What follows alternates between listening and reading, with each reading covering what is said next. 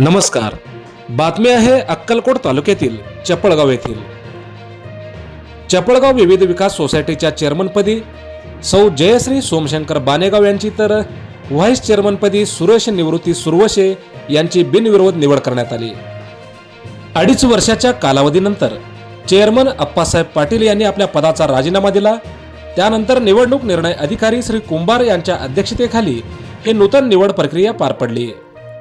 Chairman आणि vice chairman या पदासाठी प्रत्येकी एकच अर्ज आल्याने निवडणूक निर्णय अधिकारी कुंभार यांनी ही निवड जाहीर केली.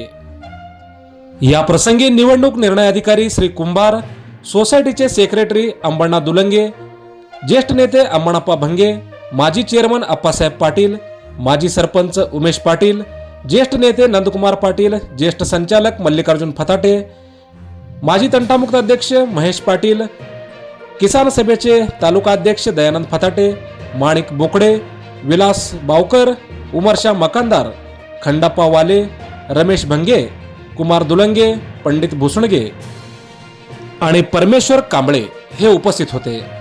सदर निवड प्रक्रिया खेळीमेळीत पार पडली.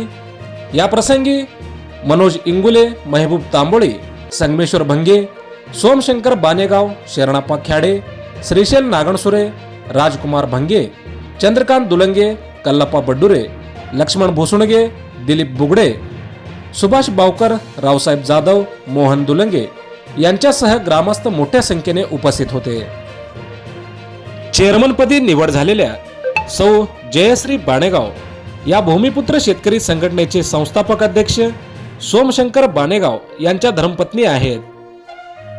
या प्रसंगी चपळगावचे माजी सरपंच उमेश पाटील यांच्या हस्ते नूतन चेअरमन आणि व्हाईस चेअरमन यांचा सत्कार करण्यात आला. सदर निवडीचे चपळगावच्या सर्व स्तरातून स्वागत करण्यात येत आहे आणि नूतन चेअरमन आणि व्हाईस चेअरमन यांच्यावर अभिनंदनांचा वर्षाव होत आहे. मोजक्या, निवडक आणि महत्त्वपूर्ण बातम्या पाहण्यासाठी सबस्क्राईब करा हॅलो सोलापूर न्यूज चॅनल आणि नोटिफिकेशन मिळवण्यासाठी बेल आयकॉन प्रेस करा. धन्यवाद.